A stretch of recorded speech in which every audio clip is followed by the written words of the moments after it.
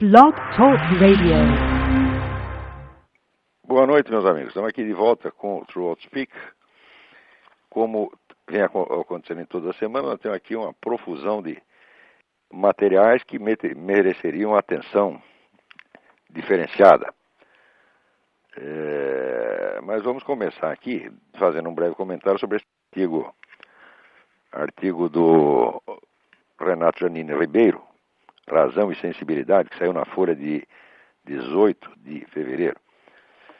Aí ele diz que está chocado com este crime que aconteceu para o menino João Hélio, e diz assim: se não defendo a pena de morte contra os assassinos, é apenas porque acho que é pouco.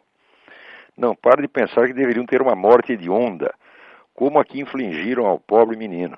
Imagina os suplícios medievais, aqueles cuja arte consistia em prolongar ao máximo o sofrimento e em retardar a morte. Todo o discurso que conhecem, que em larga medida sustenta sobre o Estado não dever se igualar ao criminoso, não dever matar pessoas, não dever impor sentenças cruéis nem tortura, tudo isso entra em xeque para mim diante do dado bruto que é o assassinato impiedoso. O senhor Renato Janine Ribeiro, como toda a USP, tem uma longa história, tá certo, de esforços para amarrar a mão das autoridades e deixar os criminosos fazerem o que quiserem. A USP se empenhou nisso. O Renato Janine Ribeiro, ele é tão contra a ordem, lei e justiça, que ele achava até injusto e imoral você proibir que um cachorro mijasse no sofá. Ele tem tanto amor, assim, vamos dizer, a expressão anárquica dos desejos humanos e animais, que ele era contra você, por exemplo, você montar num cavalo, é uma coisa horrível, você atrelar um burro numa carroça.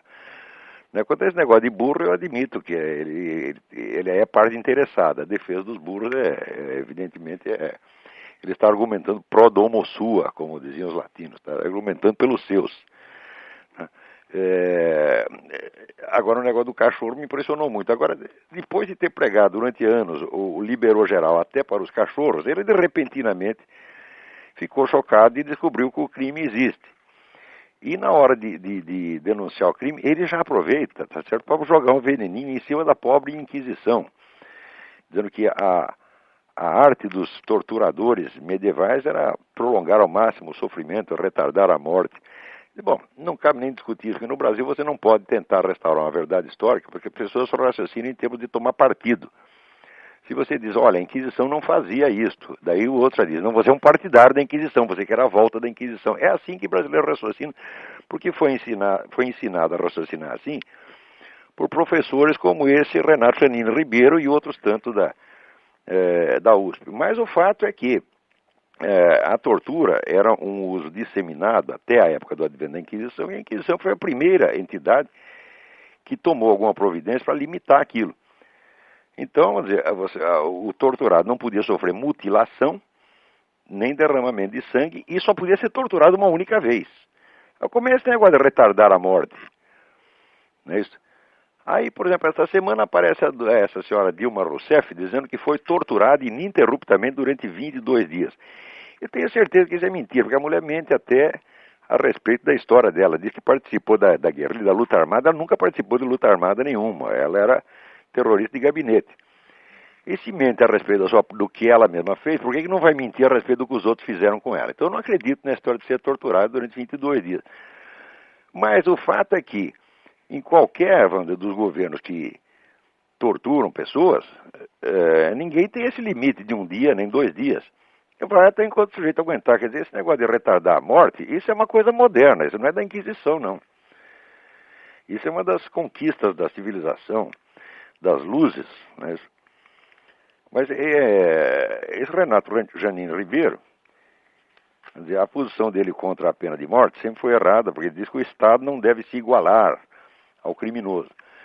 Olha, examine a coisa objetivamente. Se você ser contra a pena de morte é você decretar que nenhuma penalidade será tão grave quanto o delito. Quer dizer, se existe o crime de homicídio, se os homicidas podem matar, mas nós não podemos matá-los, nós só podemos botar na cadeia e sustentá-los com o nosso dinheiro durante 20, 30, 40 anos, então ele jamais sofrerá uma penalidade vamos dizer, tão grave quanto o delito que ele cometeu. Isso aí já é você, evidentemente, conceder, vamos dizer, ao criminoso uma possibilidade de ação que você nega ao próprio Estado. Então, essa é uma autocastração. Ora, se você pegar a maioria dos grandes filósofos da humanidade, todos sempre foram a favor da pena de morte. Né? Quer dizer, agora, o Renato Janino Ribeiro, ele passa, vamos dizer, da defesa do direito dos delinquentes para o polo oposto. Agora, ele quer que o delinquente seja torturado, que sofra, que arranque unha do sujeito, tá certo? Que lhe põe uma granada no rabo. Quer dizer, o sujeito é louco.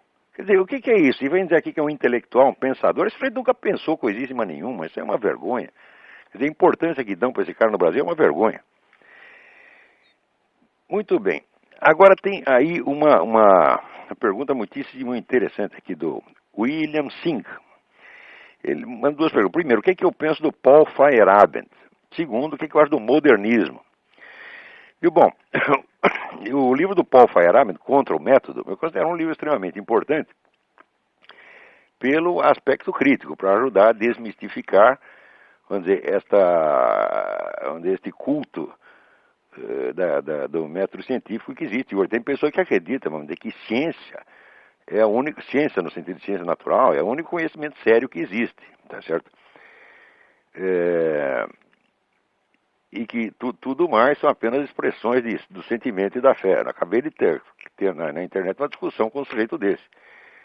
Esse tal de Rodrigo Constantino. Ele realmente acredita que só existe duas coisas, ciência de um lado e fé do outro. Ciência é o que segue o método Karl Popper. Né? E o resto é tudo mais, é fé irracional, e fundamentalismo, e fanatismo, etc, etc. E tem muita gente que pensa assim.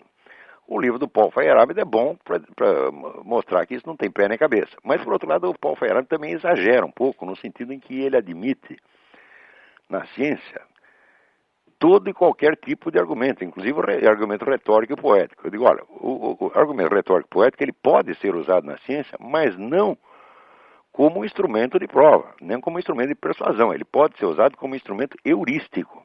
Aliás, sem o discurso poético e retórico, é impossível você pensar. Em qualquer coisa, qualquer assunto que você pense, você começa a trabalhar aquilo com a imaginação. Tá certo? Depois você faz certas escolhas, dessas escolhas você daí seleciona umas quantas que você vai examinar criticamente e por fim você chega a um critério científico. Então essa é exatamente para dizer que o negócio da teoria dos quatro discursos, em todo e qualquer assunto que você vai estudar, você passa pelas quatro etapas, necessariamente. Então você não pode excluí-las. Se você excluir o argumento poético e retórico, a sua mente fica paralisada. Mas isso não quer dizer que eles possam ser usados legitimamente na ciência como instrumento de prova e persuasão, apenas como instrumento heurístico. Heurística é a arte de ter ideias, é a arte da descoberta. Quer dizer, aliás, o pensamento do argumento poético, ele existe para isso. Já dizia a Suzanne K. Langer, essa grande filósofa americana, dizia que o símbolo é uma matriz de intelecções, quer dizer, através do discurso poético, você tem uma sucessão de intuições e daí delas você vai selecionar as que, com o devido exame, se mostrem mais consistentes. Agora, se você paralisar o discurso poético, acabou a imaginação, portanto, não tem intelecção nenhuma. Nesse sentido, o Paul Feyerabend está certo. Agora, ele está errado ao admitir o discurso poético retórico dentro do corpo da demonstração científica. Isso eu acho um exagero. De qualquer modo, é um livro extremamente importante, esse livro Contra o Método. Quanto ao modernismo, eu não penso nada, eu não acho nada, mas existe um livro que eu recomendo e que acho que sem ele não dá para entender exatamente o que foi o movimento modernista no começo do século XX. Esse livro chama-se Rites of Spring, Ritos da Primavera, do historiador Modris Eckstein. Eu acho assim, o melhor livro de história que saiu, desde o clássico do Jan Huizinga, o Outono da Idade Média, eu não li uma obra histórica tão impressionante quanto esta. Impressionante, vamos dizer, pelo volume de informações que ele consegue articular e pela profundidade da interpretação que faz dos documentos. E ali ele mostra, vamos dizer, primeiro, que o livro é sobre a Primeira Guerra Mundial, ele mostra que o que estava em jogo ali era de fato a revolta modernista, encarnada sobretudo pelos alemães, contra uma concepção mais conservadora da ordem europeia, representada no caso pela Inglaterra e a França. A tese é muitíssimo bem demonstrada, eu acho que não tem como escapar disso. Então a Alemanha, no caso, aparecia como o grande difusor, vamos dizer, da rebelião modernista, né, e irracionalista, seria o caso da rebelião romântica, tá certo? Que é um aspecto da Revolução que voltaria a aparecer depois nos anos 60. Né? Isso aí encaixa muito bem numa tese mais geral que eu tenho, que é a da unidade do movimento revolucionário. Desde que surge o movimento revolucionário, ele começa a surgir com aquelas seitas messiânicas no século XIV, mas ele se perfila como uma unidade autoconsciente a partir do iluminismo. Eu digo unidade autoconsciente porque cada geração de revolucionários se refere conscientemente à sua antecessora e vamos dizer, se reconhece como participante de uma tradição histórica. Então, é possível você traçar a história do movimento revolucionário desde o iluminismo até hoje apenas na base da autorreferência que os autores revolucionários fazem. Quer dizer, não é uma interpretação que eu estou dando, é a própria autoimagem do movimento revolucionário que eu estou expondo. E existe uma característica histórica recorrente que é a seguinte: quando a camada mais recente da ideologia revolucionária começa a falhar, começa a fazer água, começa a se desmoralizar, automaticamente uma das camadas anteriores é trazida à tona de novo para revigorar o espírito revolucionário declinante. Um exemplo que eu dei num artigo recente foi justamente esse, que quando teve o relatório Khrushchev em 1956, desmoralizando o establishment soviético, então o que aconteceu? Houve uma crise de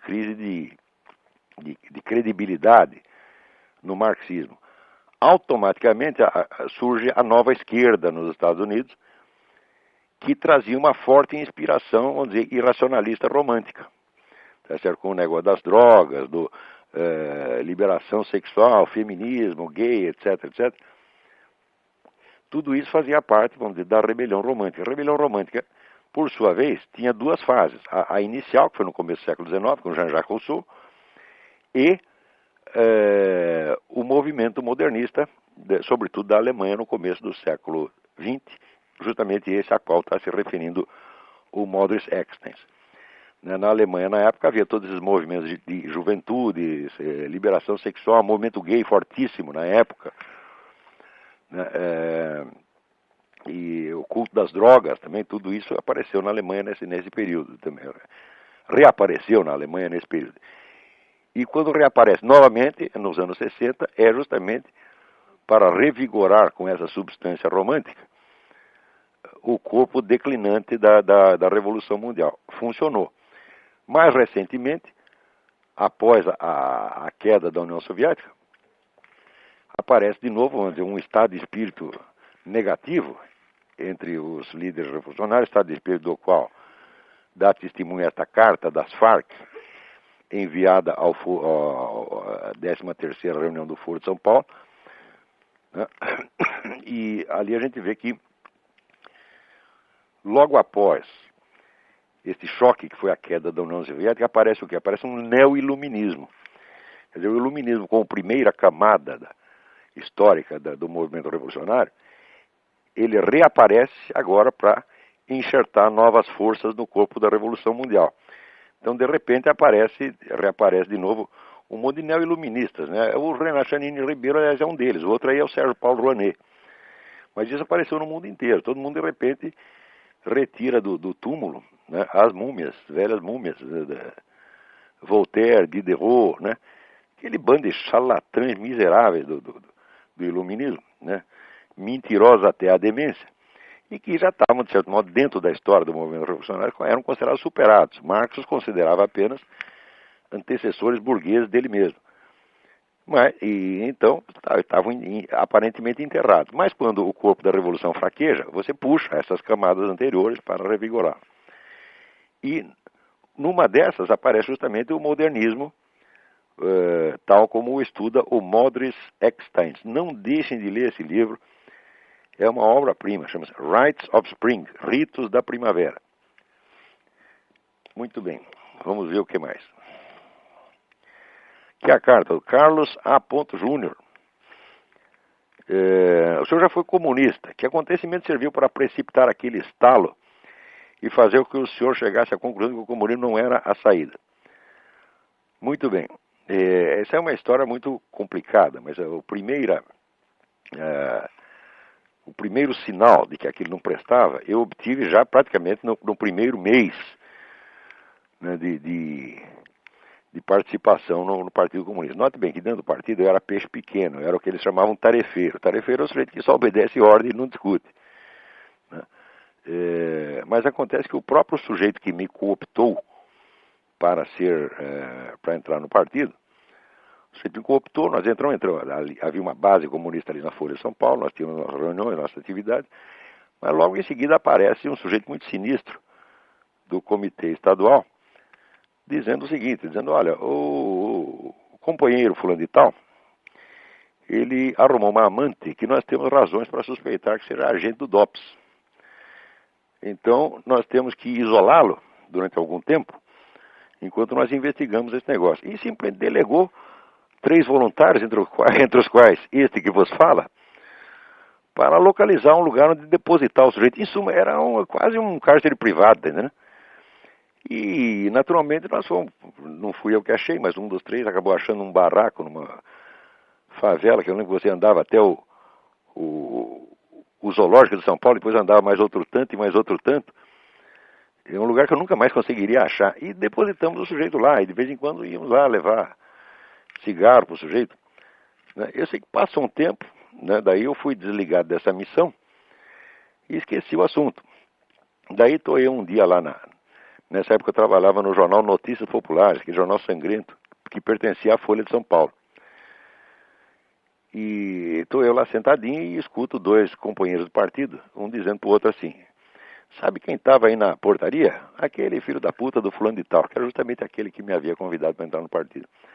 Nós não deixamos nem entrar no edifício. Em suma, o sujeito, por uma suspeita que ela jamais se confirmou, ele tinha sido excluído não somente do partido, mas excluído da profissão.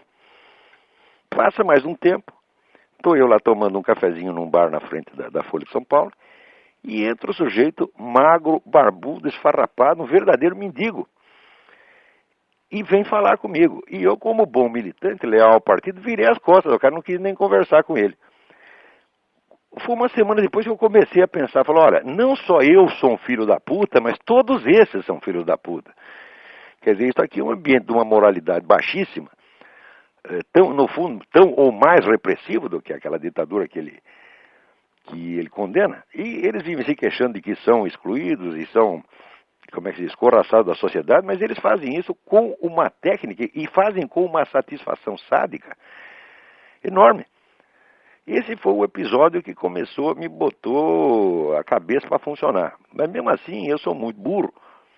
Eu levei muitos anos ainda para tirar a conclusão, porque mesmo depois que eu me afastei do partido, eu estava envolvido naquela atmosfera esquerdista que domina a imprensa, dominava já naquela época. A imprensa inteirinha era esquerdista. Havia ainda naquela época articulistas de direita importantes. Eu me lembro, por exemplo, do Lenildo Tabosa Pessoa, que trabalhava no Jornal da Tarde.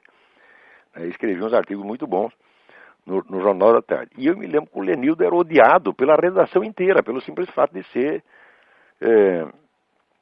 direitista. O único direitista que não era odiado, que eu me lembro, era o Carlinhos Brickman, que era um sujeito gordo, tamanho de uma porta na altura e na largura. E que era um sujeito tão simpático que ninguém conseguia ficar com raiva dele. Então o perdoavam por ser direitista e até malufista, parece que se dizia, mas em geral a atitude das redações contra pessoas conservadoras era extremamente hostil, isto já no tempo da ditadura, tá certo?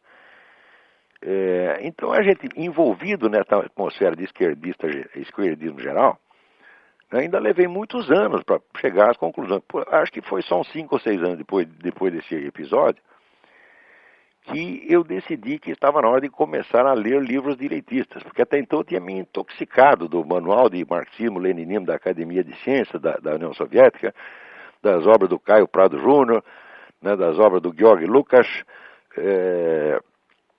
e havia dois autores de muito sucesso na nova esquerda, na época, que eram Paul Baran e Paul Sweezy, os dois. Enfim, tinha uma infinidade de livros comunistas. As obras de Lenin eu li um bocado nesse período. Ou seja, eu tinha passado 7 anos me intoxicando de comunismo, e daí me deu o estalo. Falei, pô, mas por que eu não leio os caras do outro lado também? Né? Daí que eu comecei a ler alguns pensadores conservadores na medida em que os encontrava. Porque você veja, esse pensamento conservador, ele é tão excluído no Brasil que você tem dificuldade até de saber quais são os autores. Quando se publicou, 3 ou 4 anos atrás, esse famoso Dicionário Crítico do Pensamento da Direita, feito por 106 professores, pagos a peso de ouro pelo governo brasileiro, o que eles fazem? Todos os autores importantes do mundo conservador estavam excluídos. Então, existe uma barreira, você nem tem acesso a isso, você não chega a saber. Então, eu, com muita dificuldade, fui encontrando um autor ou outro. Você veja, a burrice imperante e que se impregnou na minha pessoa era tão grande que eu levei... 20 anos depois é que eu fui ler, por exemplo, Russell Kirk, que era vamos dizer, o grande teórico, inspirador aqui da ala conservadora do Partido Republicano. Mas na época eu li, por exemplo, o Ortega y Gasset, eu li o Joseph de Maistre, eu li o que havia ao alcance, né? E aos poucos fui vendo que não eram os monstros que se diziam, que ao contrário. Monstro era Georg Lukács, que vivia puxando o saco de Stalin, mudava de ideia sempre que o Stalin mandava, assim por diante. E foi isso que foi mudando gradativamente a minha posição. Eu não consigo nem datar, né, o dia em que, vamos dizer, realmente eu rompi com o esquerdismo inteiro, mas foi gradativo, porque eu lembro que até uns 10 anos atrás eu ainda tinha algum respeito intelectual por autores de esquerda. Hoje não tenho mais respeito nenhum, porque vejo que não merecem. Dizer que Marx é um vigarista é pouco. Marx é um charlatão integral.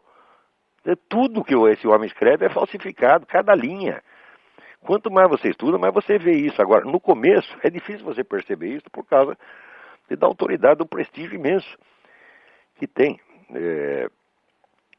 Agora, quanto tempo leva, vamos dizer, um jovem brasileiro para ele escapar dessa atmosfera que é dominante e imperante, que está por toda parte, e começar a raciocinar? Né? Quer dizer, isso é que nem o peixe. O peixe não consegue saber o que é água porque ele nunca esteve fora da água, então não tem meio de comparação. Isso, para um estudante brasileiro, é um dos maiores desafios. Vamos lá.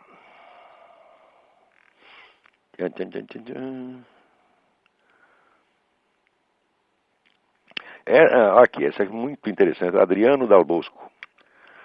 O senhor impressiona pela sua capacidade de citar e comentar livros, sendo que muitas vezes o senhor não só cita o nome do autor, óbvio, como também puxa a frase de lá de dentro. Outro dia, se não me falha a memória, o senhor disse que um estudante sério deveria ler pelo menos 87 livros por ano. Não lembro se o número é exatamente esse. Não é exatamente 87, é mais ou menos 80. Ao que parece, o senhor se sente tranquilo ao recomendar isso, porque habitualmente supera essa marca. Supero mesmo. Sendo assim, gostaria que o senhor pudesse nos ensinar um pouco sobre o seu método de estudo. O senhor faz leitura dinâmica, faz anotações em fichas, utiliza um banco de dados no computador? Não. O que eu descobri é o seguinte, é que se você tem uma biblioteca e ela está, vamos dizer, organizada por assunto, note bem, não é uma organização geral, você tem que fazer uma organização de acordo com as suas áreas de interesse ou com aquilo que você está pesquisando.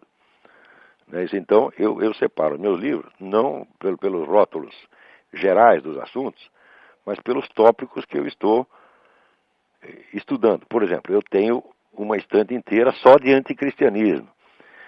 Tenho outra estante a respeito, vamos dizer, dessa transição da Idade Média para o mundo moderno, onde eu localizei ali o fenômeno da paralaxe cognitiva. Então, tenho uma estante de paralaxe cognitiva. E os livros que não estão sendo usados, então, são classificados pelos assuntos, vamos dizer, estereotípicos, né? História da filosofia, religião, etc, etc. Mas o que mais interessa é a organização funcional em torno dos pontos em estudo. Se você tem isto, você não precisa fazer ficha coisa nenhuma, porque a biblioteca já é ficha, pô.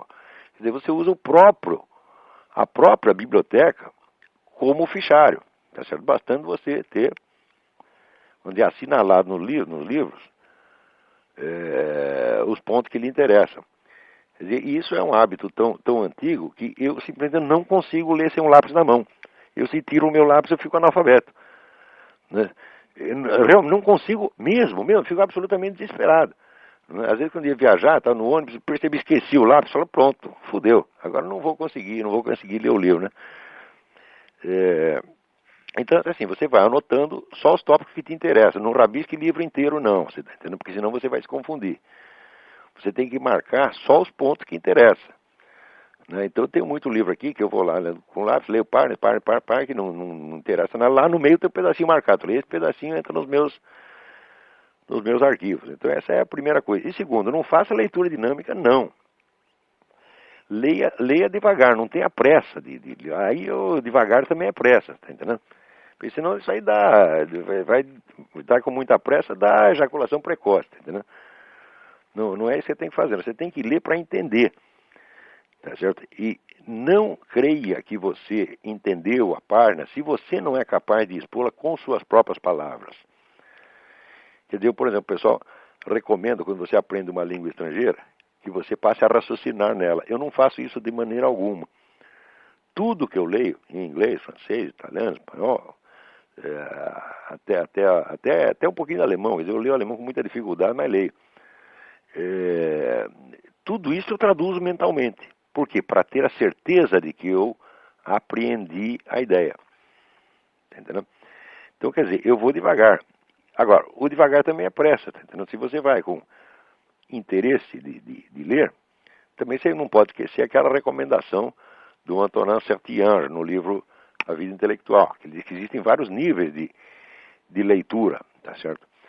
Existe a leitura formativa, a leitura informativa, quer dizer, a leitura de inspiração e a leitura de divertimento. Então, quer dizer, em geral, eu estou com alguns livros que são centrais para o que eu estou estudando nesse momento, e esse livro eu não me incomodo de levar 1 ano, 2 anos para lê-lo. E em volta, quando eu canso disso, eu vou lendo outras coisas mais rapidamente, pelo menos para me informar sobre o que são os livros. Se algum dia eu precisar voltar a eles, eu volto. Por exemplo, eu estou aqui no livro The Ecumenic Age, a Era Ecumênica, do Eric Fögelen. Eu acho que eu estou com esse livro, já é o segundo exemplar que eu tenho do mesmo livro. Eu estou lendo esse livro faz uns 3 ou 4 anos, porque toda hora eu volto a ele. Tá entendendo? Tanta coisa que tem lá dentro, e cada vez que eu volto lá, eu descubro que tinha maiores profundidades que eu não tinha pegado. Outra coisa que eu recomendo para você é o seguinte: não discuta com o autor enquanto você está lendo. Aceite tudo como se fosse a mais pura verdade. Tá certo? Quer dizer, raciocine como ele. Faz como você faz quando vai ver um filme. Um filme, o que é? Você assistir um filme é como se fosse um sonho. É você que está sonhando. Quer dizer, na hora que você vê aquelas imagens fluindo, você está assistindo aquilo como se você estivesse sonhando. Então você assume o sonho, você não critica o sonho. Né? Depois que você acorda, que você vai ver se aquilo é possível ou não é possível. Então, eu, quando estou lendo o livro, eu me deixo impregnar inteiramente por ele, sem medo de ser enganado. Por quê? Porque se o sujeito estiver enganado, isso aí vai aparecer mais cedo ou mais tarde. No mínimo, você lendo vários livros, você se deixando impregnar por influências diferentes, elas se compensam umas às outras, tá entendendo? Então, vamos dizer, a confiabilidade, a ausência de desconfiança é muito importante. Então, é mais importante você saber onde o autor tem razão, não importando se ele é Karl Marx, São Tomás de Aquino, Eric Fögelen ou Aristóteles. Né? Outra coisa, que até a minha mulher está me lembrando, passou aqui um bilhetinho. Lembra, quase, vamos dizer, uns 80% do que eu estudei na vida foi assim, em intervalo de trabalho, em ônibus, em sala de espera. Onde quer que eu vá, eu tenho horror de fila, eu tenho horror de ficar esperando sem fazer nada. Então eu ando com 2, 3 livros para todo lugar que eu vou por uma mera questão de precaução. Vai que o nego me bota numa fila, eu já tenho o que fazer. Né? Então, assim, esse trabalho constante. Né? E tudo depende, no fim das contas, a coisa fundamental em qualquer estudo é o interesse verdadeiro, tá certo? Que determina a sua capacidade de estudo. Não é o seu QI, tá certo? O meu QI, pelos testes, ele não é baixo, ele é, pelos testes, 147. Mas é inferior ao da Madonna, como você pode perceber, tá certo? Mas eu tenho a impressão que esse QI aumentou, porque eu, quando era moleque, era muito burro. Mas o interesse verdadeiro de saber, ele torna você inteligente, entendeu? Se você quer saber mesmo, ninguém segura, entendeu? Então, sempre o interesse. Outra coisa, não estude coisa só por obrigação exterior, fuja disso, né? Só estude aquilo que você tem realmente interesse. Bom, esse não é um método, é apenas algumas dicas soltas, tá bom? Espero ter ajudado em alguma coisa. Agora, o Lúcio pergunta aqui: o senhor nos poderia fornecer uma análise crítica da filosofia de Ayn Rand? Não, uma análise crítica completa eu não posso, tá certo? Porque eu só li 2 livros dela. Um romance, que é aquele The Fountainhead. Não, perdão. O que eu li foi o Atlas Shrugged, e vi o filme da Fountainhead, e li um livro que foi publicado no Brasil, A Virtude do Egoísmo. Então eu tenho alguma ideia da filosofia da Ayn Rand, não posso fazer uma análise crítica, mas posso assegurar uma coisa para você. Filosoficamente aquilo não tem a mínima importância. Mesmo porque o centro da filosofia dela é a ideia do egoísmo em contraposição ao altruísmo. Ora, egoísmo e altruísmo não são conceitos filosoficamente sustentáveis, porque eles são, vamos dizer, apenas aspectos abstratos que estão presentes em toda e qualquer ação. Tá certo? Por exemplo, se você perguntar quando Jesus Cristo se deixou crucificar para salvar a humanidade, né, ele foi altruísta ou egoísta? Aparentemente foi altruísta, porque está sacrificando pelos outros. Mas acontece que esses outros, né, ele sendo realmente o Logos encarnado, ele sendo Deus, então essa humanidade pertence a ele. Então, vamos dizer, ele estava cuidando das suas propriedades. Então, vamos dizer, esses 2 elementos, egoísmo e altruísmo, não são separáveis em nenhuma ação. Eles são distinguíveis mentalmente. Quer dizer, a velha distinção, vamos dizer, escolástica, entre o distinto e o separado. Existem vários níveis de distinção.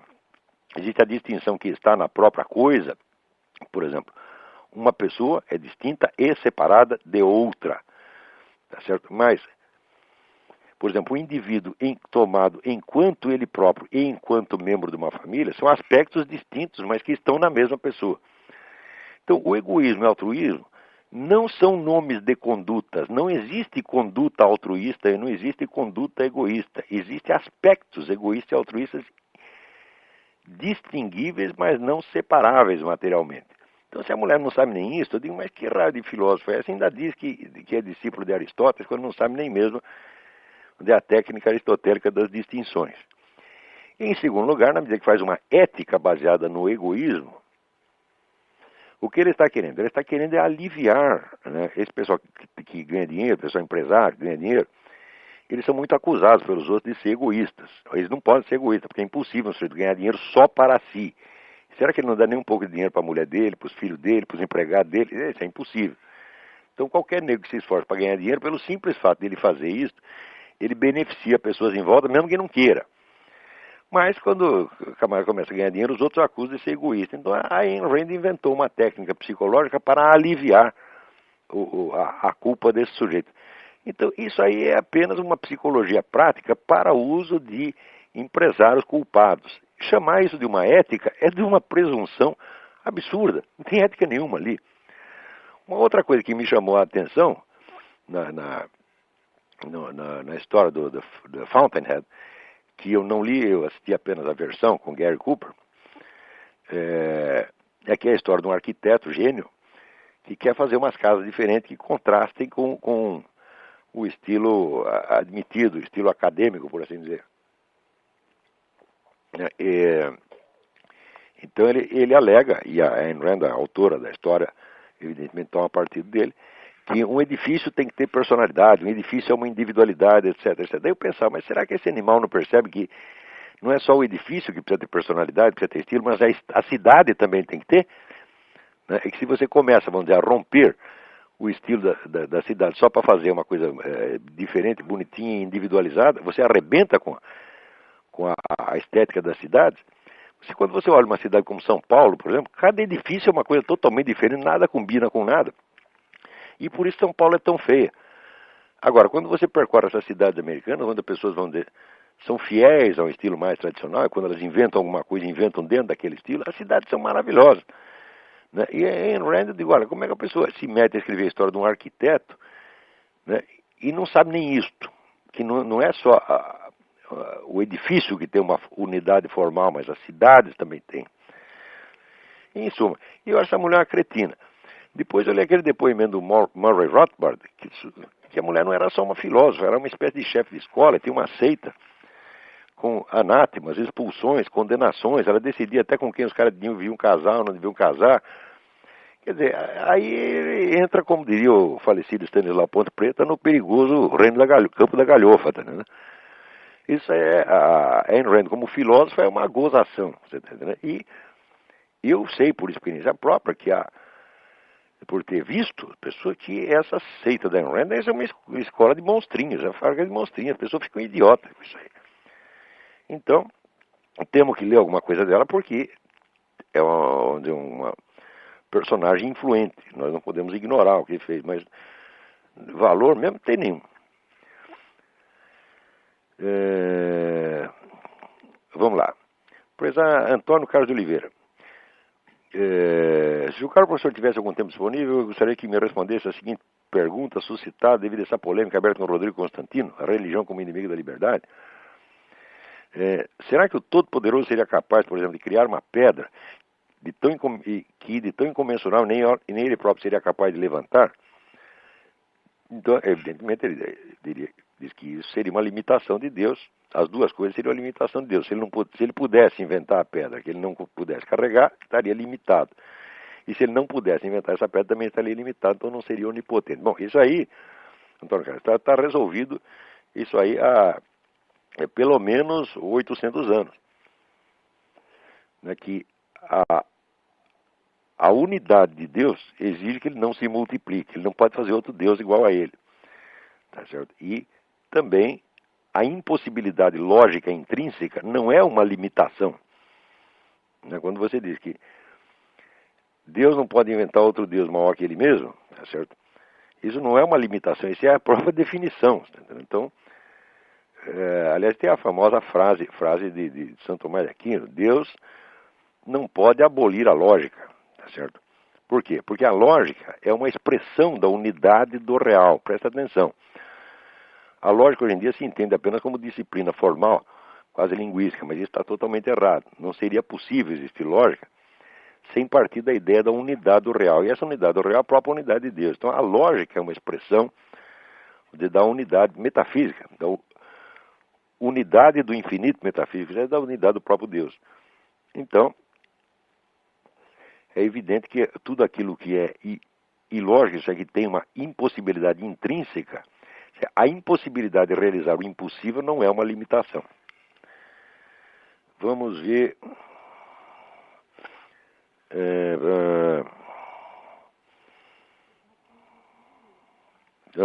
Tem gente aqui esperando para falar. Vamos ver.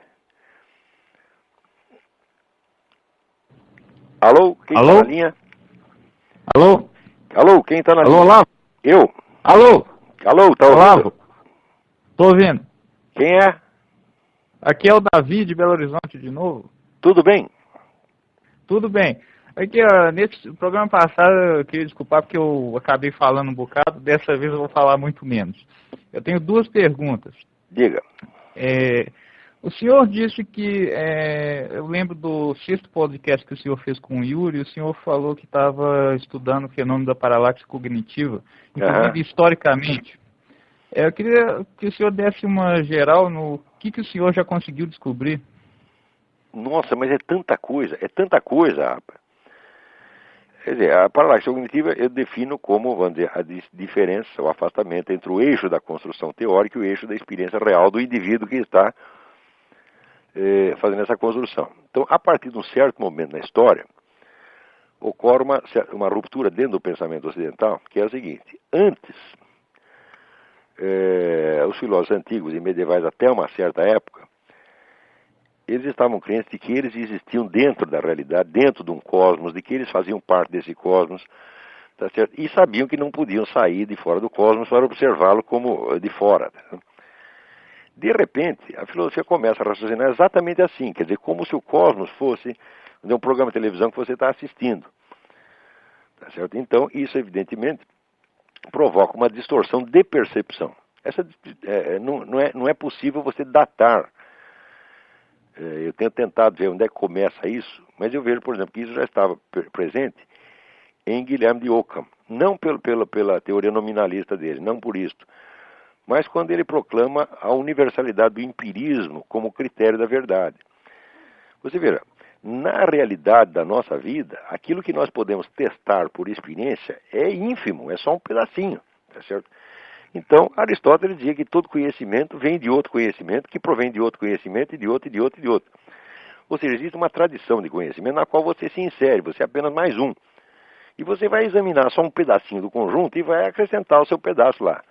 De repente, o Ockham coloca o filósofo como se fosse um fiscal da ciência universal, que tem que, vamos dizer, colocar tudo em teste.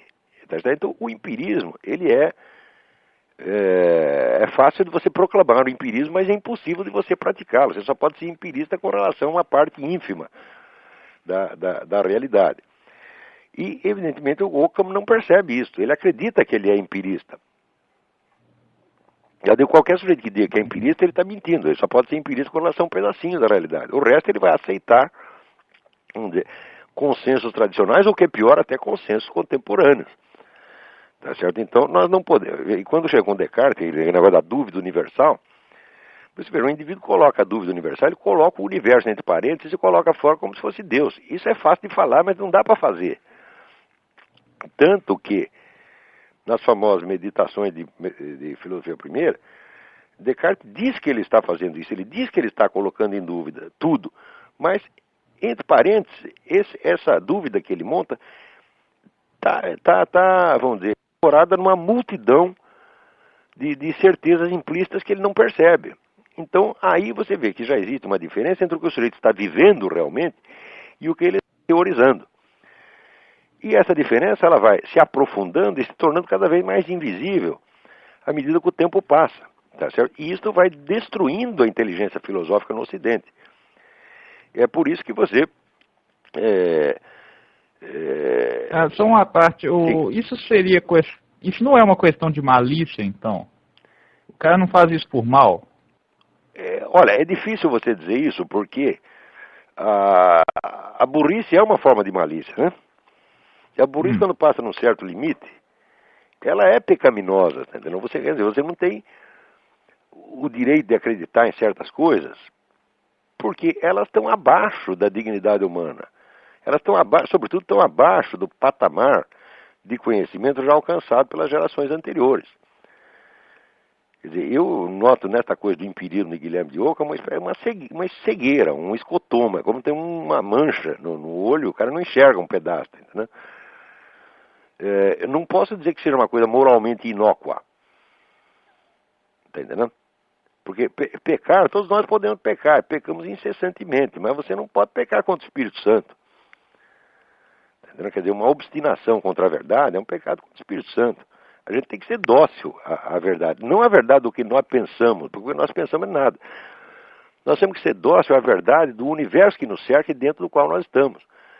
Ora, qualquer sujeito, vamos dizer, tem a obrigação de saber que ele está dentro do universo, que ele está dentro do cosmos e que ele não é uma divindade que pode se colocar fora do todo e julgá-lo. Está entendendo? Você não pode se colocar, mesmo que você pudesse se colocar, vamos dizer, fora do cosmos físico, você estaria dentro da infinitude metafísica.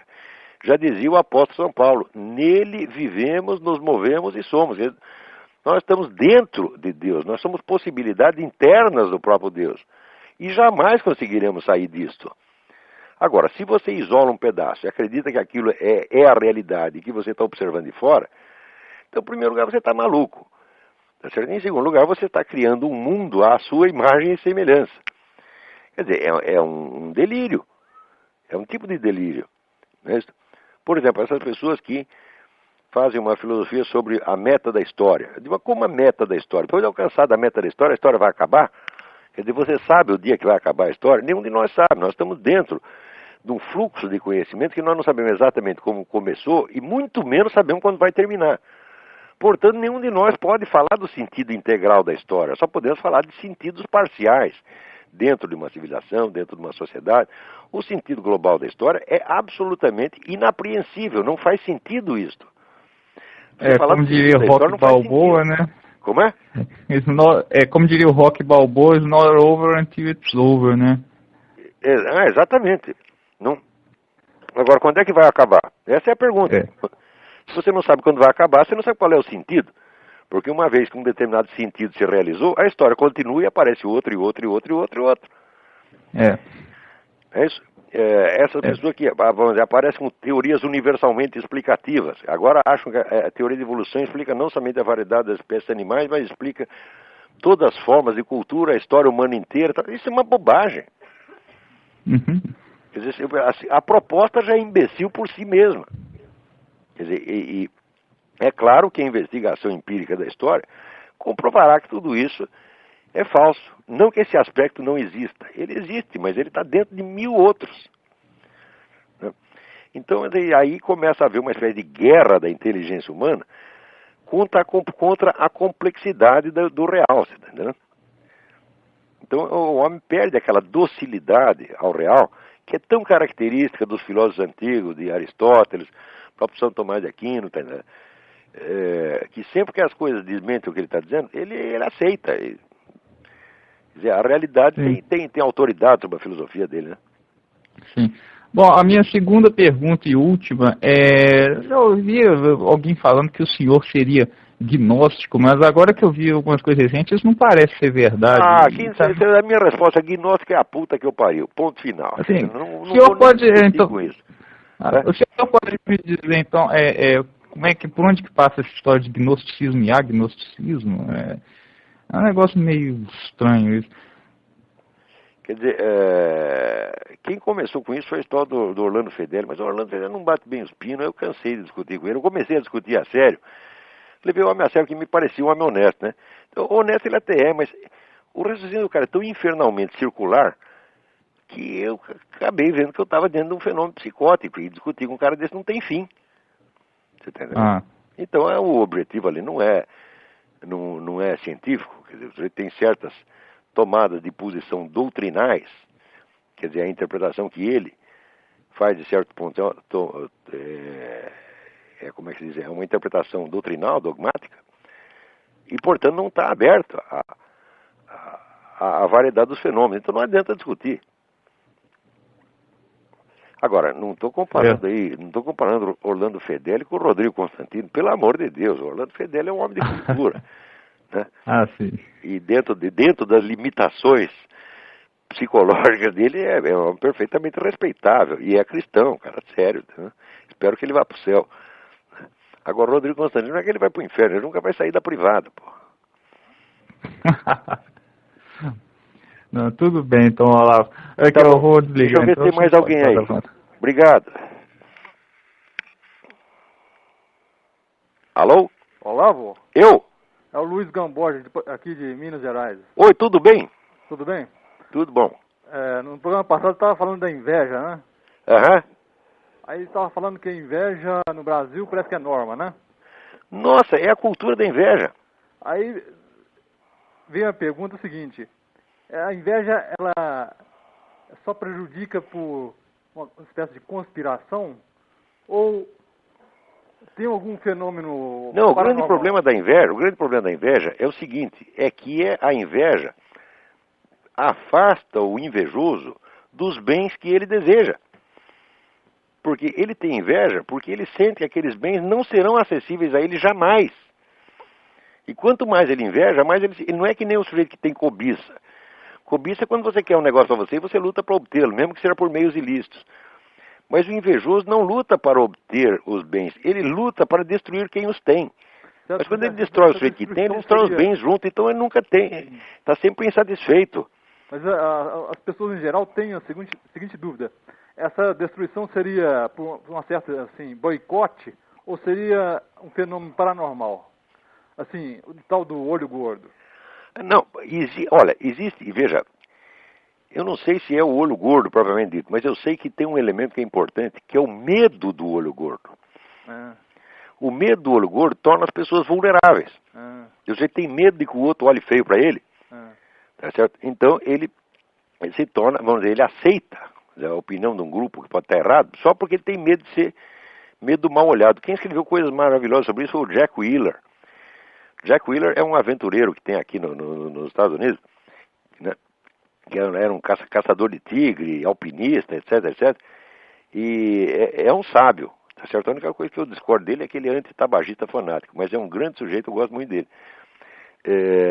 E ele escreveu uma série de artigos, vamos dizer, explicando a fragilidade do pessoal conservador, direitista, liberal, etc, etc, pelo medo do olho gordo. Eles têm medo que o pessoal da esquerda olhe, né, faça cara feia para eles. E o medo do olho gordo é um dos grandes mecanismos de controle social que existe hoje. Então é uma a criação própria da mente da pessoa, né? Agora, pode haver um elemento espiritual aí na origem remota disso, a origem civilizacional disso, tá entendendo? Mas no caso individual não precisa ter nenhum mecanismo espiritual específico, porque já é um mecanismo, um automatismo que existe dentro da própria sociedade, já está consolidado. Né? A gente vê o seguinte, quando aparece um palhaço que nem esse governador de São Paulo, esse Cláudio Lembo, né? Tentando se fazer de bonzinho, falando mal da elite, que ele mesmo pertence, é porque ele tem medo do olho gordo.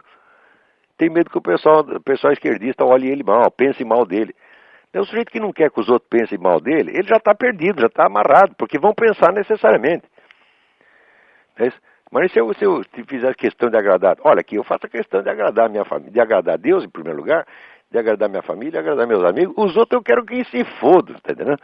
Eu não estou afim de agradar todo mundo. Eu não sou tão lindo assim que deva ser amado pela humanidade, tá entendendo?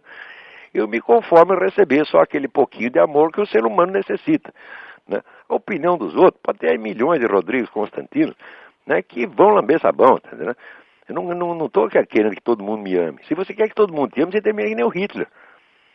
Então o que é o Hitler? É um caso, vamos dizer, de carência afetiva monstruosa, quer ser amado pela humanidade. Tirando os judeus, evidentemente. Ele diz, olha, eu jogo o judeu no lixo, os outros têm que me amar. O senhor falou, você falou de uma origem civilizatória, né? Onde é que a gente pode buscar isso? Esta é uma fragilidade humana, vamos dizer, que você não consegue explicar por motivos sociais, porque ela é universal. Seria cosmológico. Então você só vai encontrar explicações de ordem espiritual mesmo, quer dizer, uma fragilidade intrínseca da alma humana. Você está entendendo? Que a expõe a ser continuamente explorada e ludibriada, tá certo? Ou por pessoas de más intenções, ou até por seitas demoníacas, que dominam massas inteiras de pessoas nessa base. Eu tenho um caso na família assim. E quem não tem? E quem não tem? Todo mundo tem. Bom, espero que tenha respondido pelo menos um pouco da sua pergunta. E tem mais gente na fila aí. Deixa eu falar com os outros então. Obrigadão, hein? Obrigado. Alô? Alô? Alô? Alô? Quem está aí? Quem está falando? Aqui é o Luiz Afonso, Olavo. Luiz Afonso de Portugal? De Portugal. Mas que maravilha. Na outra vez caiu a ligação, não consegui mais completar na outra semana. Mas lá a minha pergunta é a seguinte, eu estou aqui em Portugal e eu tenho uma filha de 8 anos no Brasil. Minha pergunta é como orientar a educação dela, pelo fato de eu estar aqui, e também o que me preocupa é que ela hoje estuda em colégio particular no Brasil, mas mesmo assim eu vejo que tem doutrinação ideológica. Luiz, eu vou ser sincero com você, desculpe a minha brutalidade, mas dentro do Brasil não tem saída. É só se as pessoas se unirem, as pessoas que percebem esta coisa absurda, a situação absurda, elas tinham que se unir e elas montar escolas do jeito delas. Tá entendendo? Enquanto não tiver a coragem de fazer isso, não vai dar. Quer dizer, uma criança sozinha, dentro de uma escola que tem 1.000, 2.000, 3.000 alunos, ela está absolutamente indefesa. Nós precisamos nos unir para dar um ambiente melhor para essas pessoas. Porque, veja, eu sempre tive a sorte de que eu trabalho em casa. Então eu sou uma influência constante em cima das minhas crianças, tá entendendo? Mas a maior parte das pessoas não tem isso. Então o sujeito vai sair para trabalhar, você vai ficar, se você trabalha 8 horas, você vai ficar pelo menos 10 fora de casa, você tá entendendo? E durante esse tempo, a sua criança está sob a influência da escola, da televisão, da vizinhança, né, do grupo de amigos, que é a pressão mais forte. Então, se não criarmos estruturas grupais, coletivas, para defender nossas crianças disso, como fazem aqui nos Estados Unidos, elas estão liquidadas. Esta é que é a verdade. Então, você quer um conselho, né? Leva a sua menina para Portugal e eduque a você mesmo. Quer dizer, não estou dizendo para fazer o homeschooling, porque o homeschooling não é permitido em todos os países. Não sei em Portugal como é. Aqui é totalmente permitido, né? Aqui tem um monte de gente que fez na base do homeschooling, né? Mesmo se ela trazê-la para cá, eu vou ter que neutralizar a influência também da escola aqui, que tem uma série de elementos muito parecidos com... Claro, entendeu? nós temos que, não adianta cada um ficar... Ver, se existe um ataque geral, onipresente e coletivo, a defesa contra isso tem que ser coletiva também. O pessoal tem que se organizar e dizer, olha, não queremos essa porcaria de ensino para as nossas crianças, então nós vamos bolar em cima do nosso modo. Mas por que esse pessoal conservador, liberal, então não trata de fazer isso?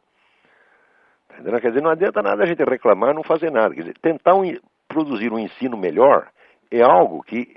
Eu não me limitei apenas a criticar a Universidade Brasileira. Eu criei uma alternativa e provei que a alternativa funciona. Porque qualquer aluno meu de filosofia com 2 anos de estudo comigo dava baile em professor da universidade. Tá certo? Quer dizer, eu provei que não apenas falei mal do que estava errado, mas tentei fazer uma coisa melhor e a coisa melhor funcionou. Você mesmo é testemunha disso. Sim. Agora, fazer isso só no âmbito universitário é pouco. E além do mais, só tinha um nego fazendo, que era eu. Então tem que fazer desde a escola primária, tá entendendo? Eu não sou muito bom nisso, eu não posso dar grande sugestão nisso, porque eu não sou bom para educar criança.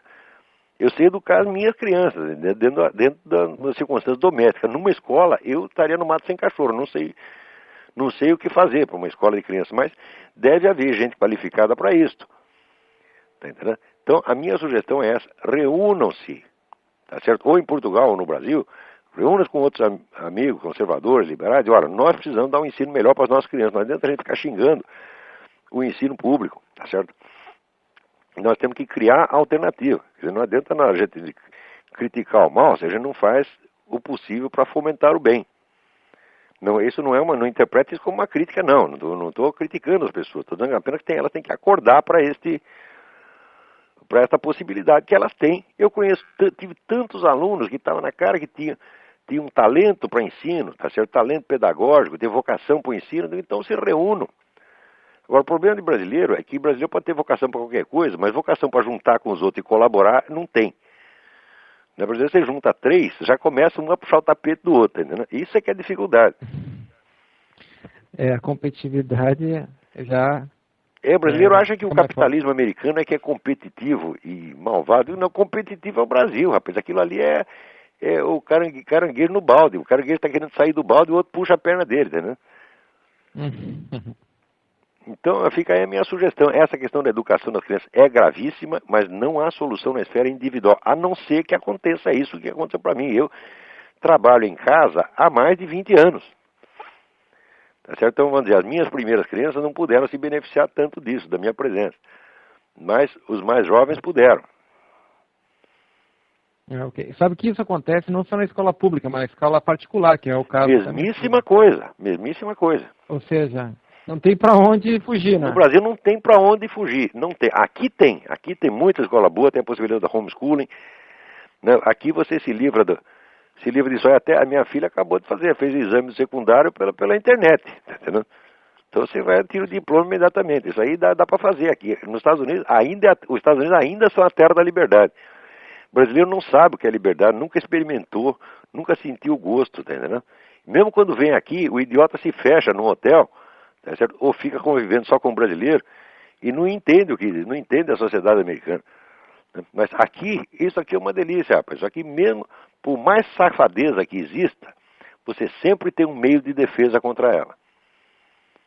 Aqui, quer dizer, a liberdade não te é oferecida assim de bandeja, não. Você tem que lutar por ela, mas aqui eles te dão os meios de lutar.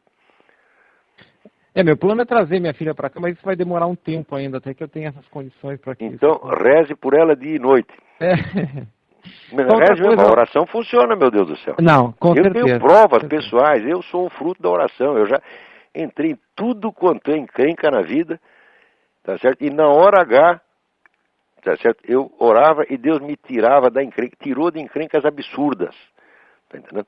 eu sei que isso existe, eu sei eu não posso, se eu negasse isso, estaria negando a minha experiência de vida.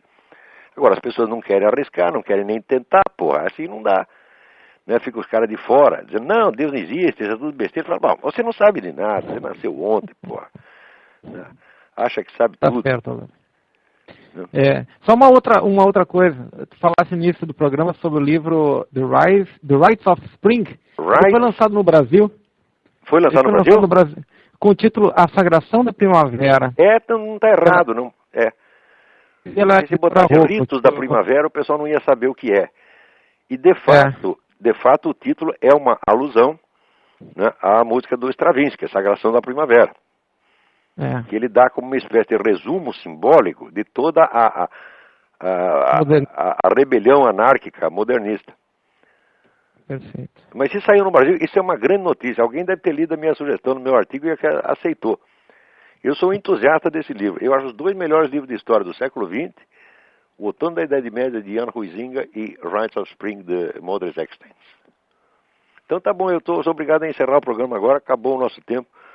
Muito obrigado a todos, grato pela atenção. Até a semana que vem. Tchau, tchau. Até, tchau. Até, tchau. Até, tchau. Até, tchau. Até, tchau. Até, tchau. Até.